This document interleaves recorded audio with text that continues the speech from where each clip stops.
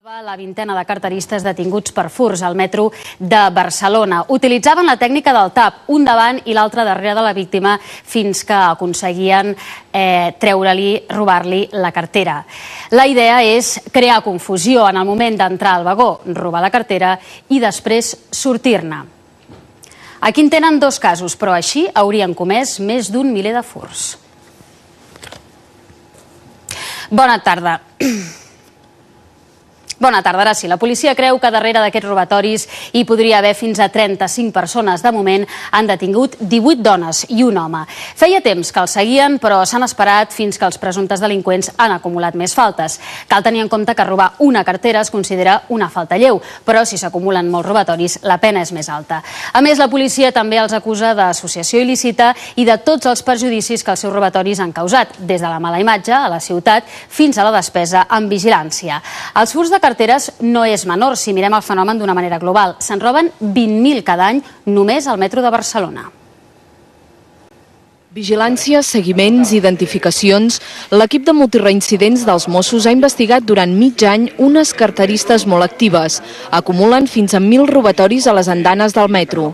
Aquesta reincidència fa que es puguin demanar penes de presó d'1 a 3 anys i no només multes administratives. Antecedents en tindríem per empaperar habitacions senceres, vull dir, causes policials i causes judicials. Estem parlant d'antecedents de més de 50 detencions i de més de 185 causes penals instruïdes als jutjats només de Barcelona.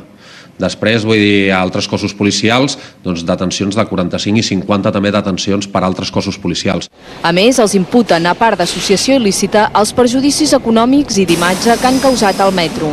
Transports Metropolitans de Barcelona, que exercirà l'acusació particular, ha aportat un informe on s'especifica els costos causats per l'activitat dels delinqüents, despeses de seguretat, instal·lació de càmeres o campanyes d'advertiment.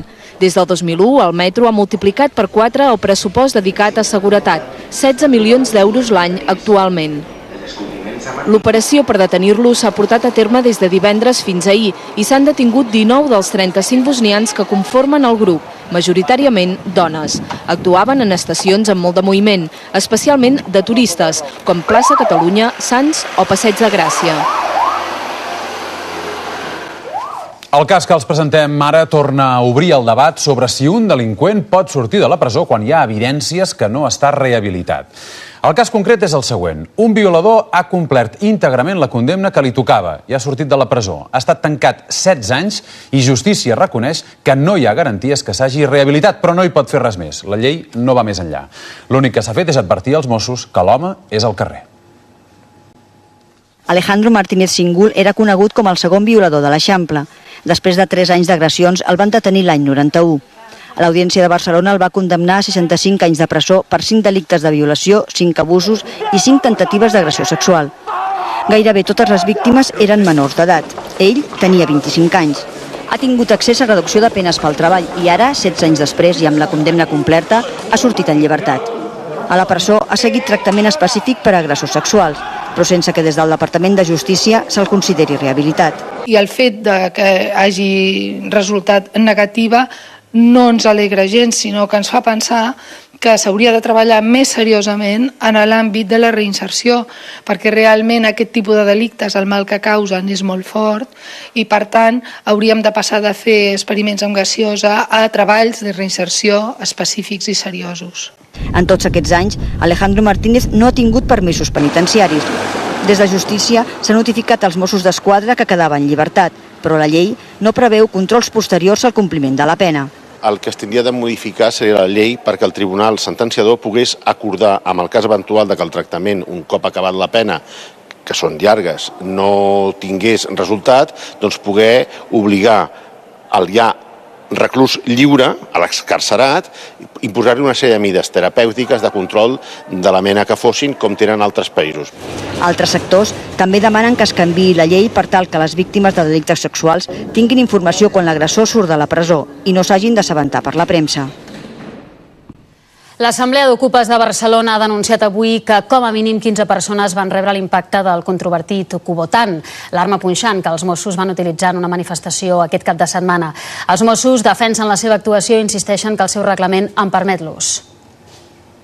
Internet és aquest. És el senyal que li van deixar, diu, 2 impactes al pit amb uns instruments petits i punxeguts que en les moltes manifestacions en què ha participat fins ara no havia vist mai. Un cop rebo la punxada, primer de tot, m'estranyo moltíssim perquè mai havia rebut una espenta, un cop de puny que em fes una impressió tan dura, no? Llavors m'aixeco la samarreta i veig que m'han punxat, d'alguna manera m'han punxat. Llavors el que noto és molta pressió als pits, cap enrere, i que quan em moc em fa mal. L'Assemblea Ocupa de Barcelona ha explicat que com a mínim hi ha 15 persones que van rebre l'impacte de l'anomenat Kubotan. L'ús d'aquest utensili en la manifestació de dissabte ha generat polèmica entre alguns col·lectius que dubten que sigui una arma reglamentària i denuncien que el seu ús no va ser procedent. Els Mossos defensen la seva actuació. Aquest instrument, això que es diu el Kubotan, és un instrument que serveix per fer punts de força a una persona que resisteix a la detenció, que algun funcionari el té com a clauer i el porta en el seu cinturó i quan ell creu que l'ha de fer servir, el fa servir per detenir una persona en el cos a cos. El Kubotan és una arma legal per a la policia, però que se'n permeti l'ús o no depèn de les normes de cada cos. En alguns països es fa servir, però per exemple el reglament de la Guàrdia Civil no en permet l'ús. En aquesta botiga d'articles de defensa només la venen a qui ensenya el carnet de policia. Això és un objecte que ve des de fa molt de temps, des dels monjos budistes, una evolució d'una cosa que fa molt de temps existeix i que, com podeu veure, és pràcticament igual que un bolígraf. És a dir, que podem obtenir els mateixos resultats amb això que amb un bolígraf. En el que coincideix tothom és que cal una bona formació per fer-lo servir, perquè un mal ús podria ocasionar lesions greus. Un jove detingut per un presumpte robatori a Badalona està en estat de coma després d'intentar fugir ahir d'un cotxe patrulla dels Mossos d'Esquadra durant un trasllat. Aquesta, com a mínim, és l'explicació que ha donat la policia, que afirma que el detingut va trencar la finestra del cotxe i va saltar en marxa amb les manilles posades. Per contra, la família del jove de 22 anys denuncia que va ser atropellat i colpejat pels Mossos, un cop a terra i emmanillat. Està ingressat a l'UCI de l'Hospital Can Ruti de Badalona en coma i amb traumatisme cranioencefàlic. El seu estat és molt greu.